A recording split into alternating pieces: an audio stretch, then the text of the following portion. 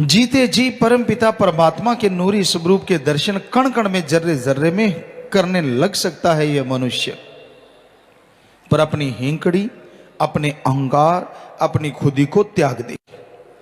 हर आदमी के अंदर खुदी है, अहंकार है, जिसे इंसान गलती से गैरत समझ लेता है। अणक, मेरे अंदर अणक है, मेरे अंदर गैरत, ये सही नहीं है। अणक गैरत अगर आप में है तो आप अपने आप से लड़के देखो। अपने अंदर की बुराइयां अपने पे हावी ना होने दो। जो आपके अंदर बुराइयां छाई हुई हैं, जिन बुराइयों की वजह से आप दुखी हैं, उन बुराइयों को छोड़ो। आदमी कहता है मुझे पता नहीं, बड़े शातिर हैं आज के इंसान। एक गाने में आया करता है, रब नाल ठगियां क्यों मारे बंदा है। उस वाहिगुरु अल्लाह राम को भी दत्ता बताता है, क्योंकि वो तो हर जगह है। लेकिन जैसे गेट का कूंठा लगा, कहता कोई भी नहीं, बस गलतियां शुरू, बुरे कर्म शुरू। अरे वो सब जानता है, पल पल की खबर रखता है, फिर तड़पते हो, परेशान होते हो। मुश्किल जब आती है, टेंशनें जब छा जाती हैं, फिर कहते हो सतगुरु दोषी है। क्या करे सतगुरु? सतगुरु का तो काम बताना है कि आप बुरे कर्म ना करो, ये काम ना करो, वो काम ना करो।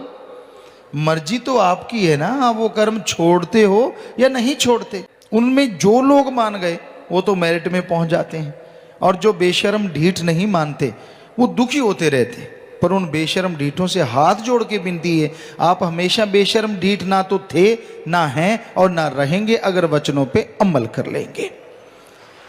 जब भी अमल करना शुरू कर दो, बेशर्मी ढीठपना मन का गायब, और आत्मा आपकी खुशबू आपको देने लग जाएगी, और मालिक के प्यार मोहब्बत से आप फिर से माला माल हो जाएंगे।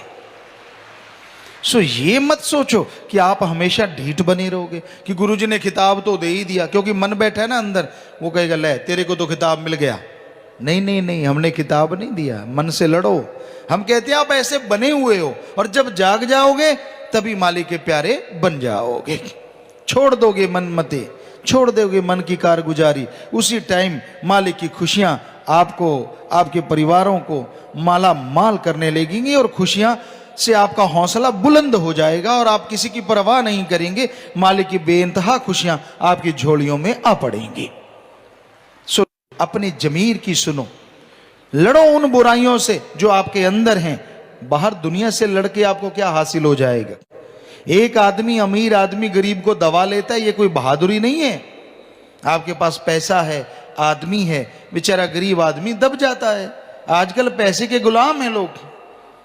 अगर आप में हिम्मत है, अगर आप बहादुर हो, योद्धा हो, आप में गैरत अणख है, तो लड़ो अपनी बुराइयों से। देखते हैं आप कितने बहादुर हो। छोड़ो अपने अंदर की बुराइयों को। ऐसे मैं गैरतमंद हूं, मैं ये हूं, मैं वो हूं, ऐसे हेंकड़ी जमाते रहना दूसरों पे। खुद की बुराइयों से लड़के देखो, पता चलेगा कितने पानी में हो।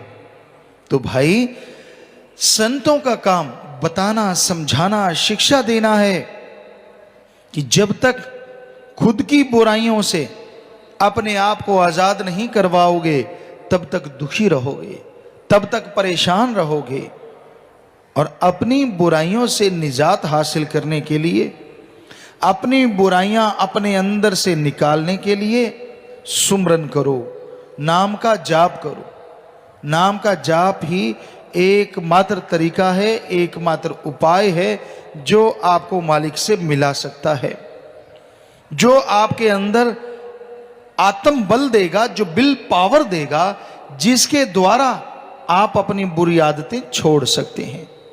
वरना मना रे तेरी आदत ने, कोई बदलेगा हरिजन सूर, चोर जुआरी क्या बदलेंगे तो माया के मजदूर, या माया में मजबूर।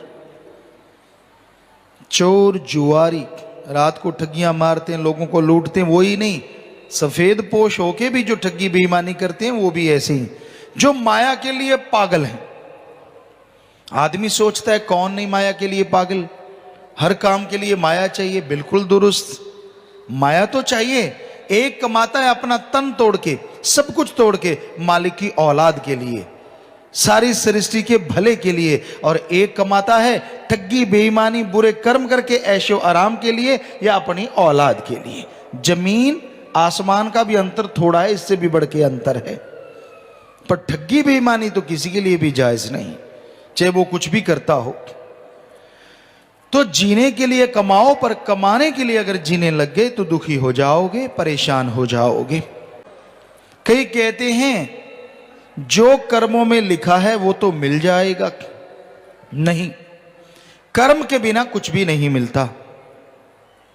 मिलेगा क्या? आप सोए हुए हैं, मालिक क्या देगा? 4 खुराटे और सो दे देगा। आप खा रहे हैं, आप मालिक से रहमत मांगते हैं, मालिक 2 कौर और हजम करवा देगा। अगर आप कर्म कर रहे हैं नेक भले और सुमन करके मालिक से दुआ करते हैं तो उसमें भी मालिक तरक्की दिलवा देगा, क्योंकि हिम्मत करे अगर इंसान तो सहायता करे भगवान। हिम्मते मर्दा मद दे खुदा। सो कर्म तो आपको करने होंगे। ये धरती कर्म भूमि है, हर कोई यहां कर्म करता है और ऊपर सारा लिखा जा रहा है। जिसे कहते हैं चित्रगुप्त, हिंदू धर्म में वो हकीकत है। मालिक के ही नुमाइंदे हैं, हर किसी का हिसाब रखते हैं। वैसे बड़ी बड़ी कंपनियों में कैलकुलेट करने में बहुत सारे कंप्यूटर लगाने पड़ते हैं, क्योंकि एक कंप्यूटर से काम नहीं चलता। और ऐसी पता नहीं दुनिया में कितनी कंपनियां हैं जिनके बहुत सारे कंप्यूटरों पे डाटा है, जिनका हिसाब किताब एक नहीं बहुत सारे कंप्यूटर रखते हैं। कितनी हैरानी है ना। अल्लाह वाहिगुरु राम ने चित्रगुप्त नाम का कोई ऐसा जीव फिट किया है, देव फिट किया है, जो सारे जीवों का सिर्फ हिसाब ही नहीं रखता बल्कि गुप्त रूप से चित्र भी बना लेता है। दूसरे शब्दों में आधुनिक युग के अनुसार लाइव वीडियो बन रही है आपके ऊपर। कहीं घूम रहे हो, जो कारनामे कर रहे हो, दिखते कुछ और हो, करते कुछ और हो, सारी वीडियो बन रही है A to Z। और लाइव वीडियो इसलिए है जब मरने के बाद जाओगे आप मुकर जाओगे, ना जी मैंने थोड़ी ना ऐसा किया है। वहीं धरती पे आपको दिखाया जाएगा कि ये तू खड़ा है, और वाकई दिखेगा तू खड़ा हुआ। वही टाइम में आपको लाके दिखा देंगे, ये देख तूने खूंटा लगाया और ये देख क्या कर रहा है। फिर क्या करेगा? बाकी रूहें देख रही होंगी, जो भक्ति करती हैं, जो इबादत करती हैं, उनको भी दिखाते हैं ताकि शर्म आए तेरे को, क्या करके आया है, क्या क्या गुल खिलाए हैं तूने। वाह, दिखने में कितना बगुला भक्त बनता है। क्या क्या लगता है चेहरे से जी। अभी अभी टपके हैं महाशय। ये तो बड़े भक्त हैं जी, ना लाग ना लपेट, इनके तो कोई धाग भाई नहीं है। बगुला खड़ा होता है ना, हमने देखा एक पांव पे खड़ा होता है, आंखें बंद, कोई आवाज नहीं, पंख फड़फड़ाता नहीं, ऐसे लगता है पत्थर की मूर्ति खड़ी हो। वो कोई भक्ति थोड़ा ही ना करता है। वो इसलिए शोर शराबा नहीं करता ताकि पानी वाले जीव को लगे ये तो कोई पत्थर ही है, वैसे ही है, और वो मछलियां वो जीव उसके पास आ जाएं। बस पास आओ तो सही पत्थर के। जैसे पास आती झटके से इतनी स्पीड से चोंच मारता है कि उनको समझ ही नहीं आती ये पत्थर ने क्या किया, और तब तक मछली को खा जाता है। ऐसी आज कलयुग में ज्यादातर एक टांग पे दिखते बगले भक्त हैं। दिखने में लगता अरे अरे अरे अरे वाह क्या चेहरा है, पता नहीं कितना रोगन लिपा पोता, ये नहीं पता। सो कहने का मतलब ये नूर नहीं होता। रंग आदमी का चाहे काला हो, चाहे गोरा हो, चाहे कणक जैसा हो, कैसा भी रंग हो, गेहूं जैसा हो, लेकिन मालिक का नूर तो अपने आप में एक अलग आभा होती है, एक अट्रैक्शन होता है, एक खींच होती है, कशिश होती है जो आदमी को अपनी तरफ खींच लेती है। वो है मालिक का नूर। जो देखेगा कहेगा वाह, वाकई इसके अंदर मालिक का नूर दिख रहा है। ये तो मालिक है, मालिक स्वरूप है। ये आएगा सुमन करने से, आएगा भक्ति इबादत करने से, बातों से, या आप सोचो किसी और तरीके से ये नूर आ जाए, ये आने वाला नहीं है। सवाल ही पैदा नहीं होता। हम क्या कर सकते हैं? सतगुरु ने जो शिक्षा दी है आपकी सेवा में अर्ज कर रहे हैं। अल्लाह वाहिगुरु राम नाम का खजाना आपकी सेवा में देते हैं। वो अमृत हरि रस जो आपके अंदर है उसको पाने के लिए बस नाम बता देते हैं। हमारी ड्यूटी है, हम सेवादार चौकीदार हैं। आपके सेवादार खाकसार हैं तो वो तरीका आपको बता देते हैं, आप लेके उसको खा लें तो रंग से आप बहुत ही सुंदर रंगीन हो जाएं। वरना भाई बेरंग तो आप होते ही जा रहे हैं दिनों दिन, मन की वजह से, काल की वजह से, काम वासना क्रोध लोभ मोह अहंकार की वजह से। तो इनसे हटने के लिए आपको तरीका बताते हैं, वो नाम बताते हैं, वो युक्ति बताते हैं जिसको लेने से आप नूरो नूर हो जाएंगे। आपके अंदर मालिक का नूर आएगा, चेहरे पे नूर आएगा, सुरूर आएगा, नशा आएगा। ऐसा नशा जो किसी के उतारने से उतरेगा नहीं, ऐसा नशा जो रूहानी तंदुरुस्ती, ताजगी, शारीरिक तौर पे भी तंदुरुस्ती और आत्मिक तौर पे, मानसिक तौर पे भी आपको तंदुरुस्ती मिलने लगेगी और आप खुशियों से माला माल होते जाएंगे। सो ऐसा नशा आपके अंदर है, आप इसके स्वामी हैं। क्यों जरा जरा से नशे के लिए लिपापोती करते रहती हो, चाटते रहती हो सब कुछ? अरे अरे, आपके अंदर ऐसा हरी रस है, ऐसा अमृत है, ऐसा आबो हयात है, उसे चखो तो सही।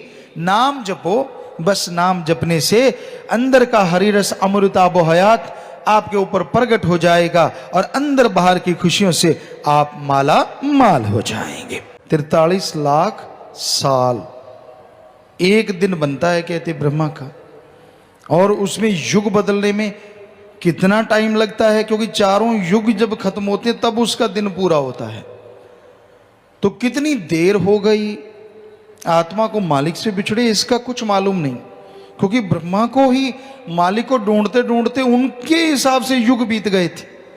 और फिर ब्रह्मा को मालिक ने बताया था कि मैं ही सारी सृष्टि का कर्ता धर्ता, मैंने तुझे बनाया। ब्रह्मा विष्णु महेश सबको बनाया उस ओंकार ने, सुप्रीम पावर ने।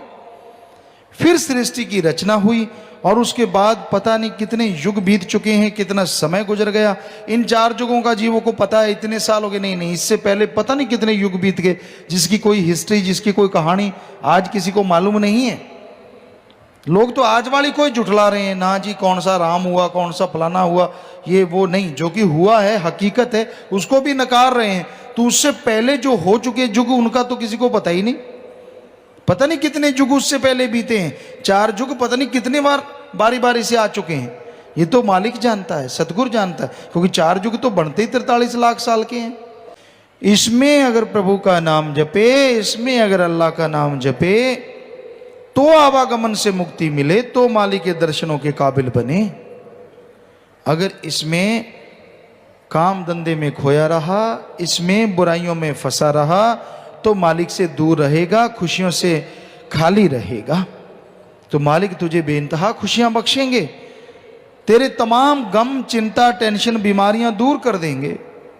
मरणोपरांत और मरने वाले दुख को भी खत्म कर देंगे और मरणोपरांत अपनी गोद में बिठा के वो परमानंद बख्शेंगे, वो लज्जत, वो स्वाद देंगे जो लिखने बोलने से परे है। मतलब पैसा,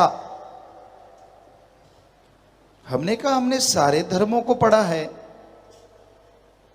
क्योंकि तब भी धर्मों को पढ़ा करते थे। हमें तो कहीं लिखा हुआ नहीं मिला कि रुपया पैसा भगवान को दो।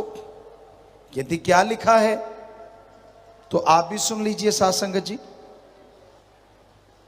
हमारे हिंदू धर्म के वेदों में लिखा है, भगवान से मांगो अच्छी धरती, अच्छी हवा,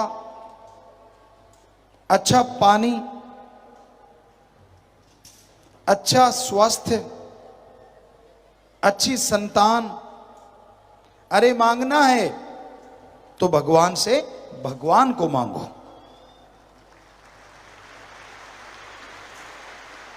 हमारे इस्लाम धर्म में लिखा है, अल्लाह ताला रहमो करम का दाता है। सच्ची भावना से, कायदे से मांगोगे तो अल्लाह ताला आपकी झोलियां। तान तान सतगुरु तेरा ही आसरा। गुरु जी दी प्यारी संगत ਨੂੰ ਨਿਵੇਦਨ ਕੀਤਾ ਜਾਂਦਾ ਹੈ ਕਿ ਹਰ ਰੋਜ਼ ਸਤਸੰਗ ਸੁਣਨ ਦੇ ਲਈ ਸਾਡੇ ਚੈਨਲ ਡੇਰਾ ਸੱਚਾ ਸੌਦਾ ਨੂੰ ਸਬਸਕ੍ਰਾਈਬ ਕਰ ਲੈਣਾ ਜੀ।